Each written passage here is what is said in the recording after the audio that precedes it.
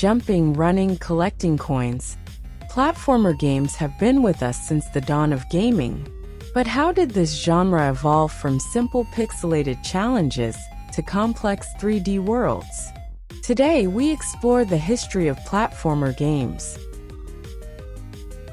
The first true platformer was Donkey Kong, released in 1981 by Nintendo. It introduced jumping as a core mechanic, something that would define the entire genre. Players controlled Jumpman, later known as Mario, in his quest to rescue Pauline from the mighty ape. It was a challenging but addictive experience that set the foundation for what was to come. Donkey Kong's influence spread far and wide, laying the groundwork for future platformers to explore creative level design, enemy patterns, and the use of height as a central mechanic. It wasn't just about jumping over obstacles. It was about mastering timing, precision, and navigating a world that seemed to constantly challenge you. This was a game that demanded attention and strategy, while also offering players that exhilarating feeling of success each time they managed to overcome the odds.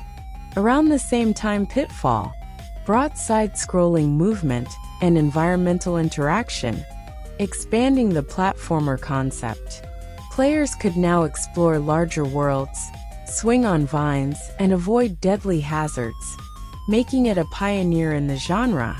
It added a sense of adventure, a freedom of movement that was unheard of before. Not just limited to simple jumps, players could now explore environments, deal with more complex traps, and even swim through rivers, adding new layers of excitement and challenge. Pitfall wasn't just a game where you moved from point A to point B. It was about immersion in a world full of surprises and dangers. By pushing the boundaries of what platformers could do, it solidified the idea that platforming could be as much about exploration and discovery as it was about skillful navigation. Then came the game that changed everything, Super Mario Bros. In 1985, Nintendo revolutionized gaming with seamless side-scrolling levels, precise jumping mechanics, and power-ups that gave players new abilities. It was an instant hit, and it didn't just define platformers. It shaped gaming as a whole. The game took everything that Donkey Kong had pioneered and refined it to perfection. Mario and Luigi now moved across expansive, colorful worlds filled with pipes, blocks, and enemies, and every jump felt like a new opportunity to explore, conquer, and discover secrets. With its iconic power-ups, such as the Super Mushroom and Fire Flower, players had tools to navigate levels in creative ways, further cementing Super Mario Bros. As the template for modern platformers. The gameplay was challenging yet accessible, making it appealing to a wide range of players, and its impact would resonate for decades. But Mario wasn't the only one making waves. In 1991, Sega introduced Sonic the Hedgehog, a platformer that focused on speed and momentum. With his super-fast movement and stylish attitude, Sonic became an instant rival to Mario, and his games brought a fresh sense of energy to the genre.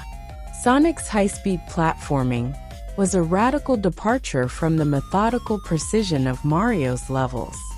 It was all about flowing through loops, zipping past obstacles, and reaching the next section of the level as fast as possible. The gameplay was exhilarating, and Sonic's vibrant world was a sharp contrast to Mario's more laid-back, adventurous pace. Sonic was not just a game.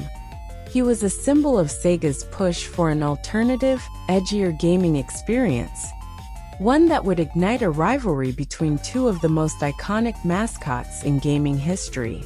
Then came the biggest leap of all, literally. In 1996, Super Mario 64 took platformers into 3D, allowing players to explore vast, open worlds in a way they had never done before. The tight controls, innovative camera system, and creative level design set a new standard for 3D games. Players could now move Mario in any direction, not just left or right, with an intuitive control scheme that made his movements feel natural in a 3D space. The levels were expansive and full of secrets, with players jumping across floating platforms, swimming in vast bodies of water, and navigating complex environments. The ability to roam freely and tackle challenges in multiple ways was a game changer, and it paved the way for future 3D platformers to build upon its revolutionary mechanics. Super Mario 64 was a defining moment in gaming, transforming the way players thought about virtual worlds and creating a blueprint that would influence platformers for years to come. Meanwhile, Sony's PlayStation had its own platforming star, Crash Bandicoot. Unlike Mario's open-ended worlds, Crash featured a more structured, linear design with precision-based challenges. Players guided Crash through tight corridors, dodging hazards, jumping over pitfalls, and collecting fruit. The game's tight level design and fixed camera angles made for a focused and exhilarating experience, with each level offering a new twist on classic platforming mechanics. The emphasis was on mastering each level's layout, timing jumps perfectly, and avoiding tricky traps. Crash Bandicoot proved that 3D platformers could come in many different styles, from the free-form exploration of Mario to the more controlled, high-intensity design of Crash. It showed that the genre could evolve in different directions, and the unique charm of Crash helped cement his place as one of gaming's most beloved characters. As gaming evolved, indie developers saw an opportunity to bring platformers back to their roots while adding new twists.